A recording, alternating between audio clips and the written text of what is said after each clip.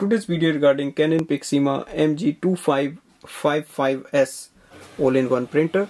So I'll show you how to replace the ink cartridges. The first thing is to switch on the printer and open the front ink cartridge chamber door.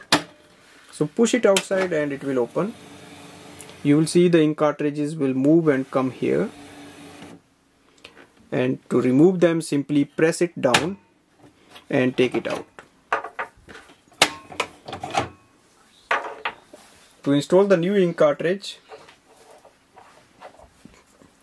place color on the color side and black on black. It's marked on the door here.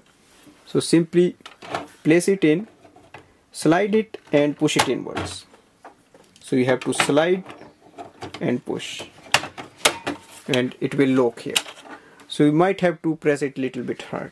Close the ink cartridge chamber door.